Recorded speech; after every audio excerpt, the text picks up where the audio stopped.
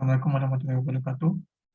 Perkenalkan, nama saya Bustian, NIM 802019030. Kali ini saya akan mempresentasikan mengenai lingkungan bisnis.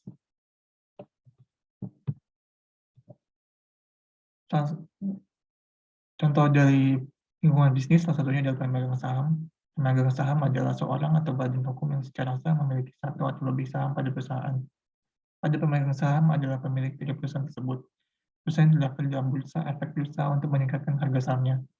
Konsep pemegang saham adalah sebuah teori bahwa perusahaan hanya memiliki tanggung jawab kepada para pemegang sahamnya dan pemiliknya, dan seharusnya bekerja demi keuntungan mereka.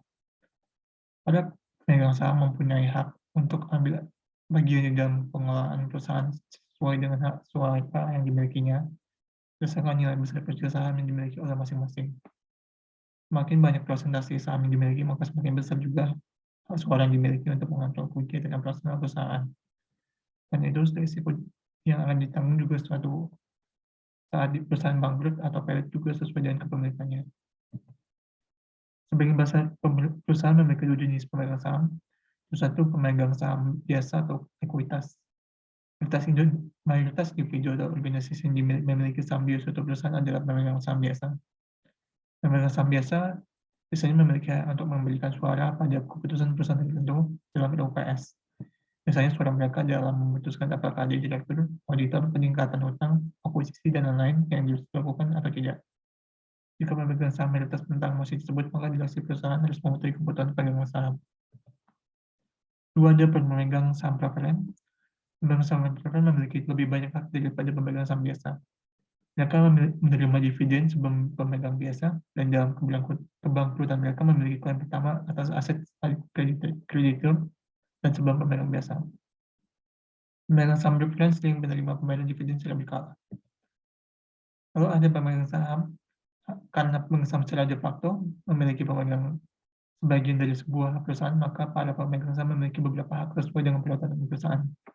Beberapa dari hak mereka dalam perusahaan tersebut termasuk untuk kontrol atas keputusan eksekutif utama perusahaan seperti penunjukan anggota dewan, persetujuan atau perbedaan pendapat tentang potensi merger dan lain-lain, menerima dividen, hak untuk melihat catatan dan pembukuan perusahaan, menghadiri pertemuan umum tahunan baik secara langsung atau melalui telepon konferensi, lalu kekuasaan untuk menuntut perusahaan jika terjadi kesalahan di pihak pejabat atau direkturnya. Poin pentingnya, itu pemegang saham adalah orang-orang yang memegang sebagian saham di suatu perusahaan. Mereka memiliki kekuatannya untuk menyetujui atau tidak menyetujui keputusan yang diambil oleh promotor berdasarkan suara mereka.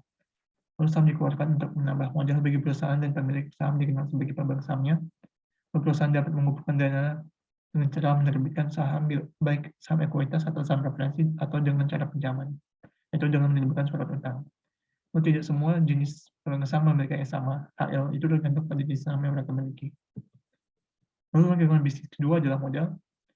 Modal secara garis besar, pengendalian modal adalah sekumpulan uang ataupun barang yang bisa digunakan untuk dasar dalam melakukan suatu pekerjaan atau usaha.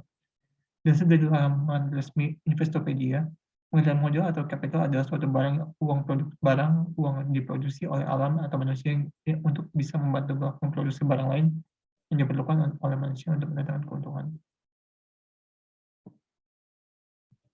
Lalu jenis modal berdasarkan sumber terbagi dua, itu modal eksternal dan modal internal. Modal eksternal atau sumber modal eksternal adalah sumber modal yang diperoleh dari luar perusahaan atau dana yang didapat dari para kreditur atau para pemegang saham. Ada modal internal, yaitu sumber modal internal adalah modal yang diperoleh dari kekayaan seseorang atau perusahaan tersebut yang bisa didapat dari hasil penjualan. Perlu diketahui bahwa modal internal ini akan sulit untuk mengembangkan bisnis karena sifatnya juga terbatas dan akan sulit untuk mengalami peningkatan yang signifikan. Beberapa contoh modal internal adalah gedung, saham, kendaraan, laba yang diinvestasikan kembali, dan lain-lain. Lalu tujuan jenis modal berdasarkan pemiliknya, yaitu adalah modal sosial dan juga ada modal perorangan. Lalu manfaat modal untuk perusahaan, yang pertama adalah membayar sewa tempat, lalu ada penyediaan bahan produksi, lalu tiga ada gaji pekerja, lalu empat ada simpanan. Kesimpulannya dari modal adalah berdasarkan dari atas, bisa kita tarik kesimpulan bahwa pengadaan modal adalah salah satu hal yang sangat penting keberlangsungan suatu perusahaan. Setiap bentuk perusahaan pasti memerlukan modal, baik itu dalam bentuk uang, sarana dan prasarana, pengetahuan dan keterampilan, legalitas, dan modal lainnya untuk bisa menjalankan operasional perusahaan yang baik. Ya, demikian itu saja penjelasan lingkungan bisnis dari presentasi kali ini. Jika ada kekurangan, saya mohon maaf. Saya akhiri dengan wassalamualaikum warahmatullahi wabarakatuh.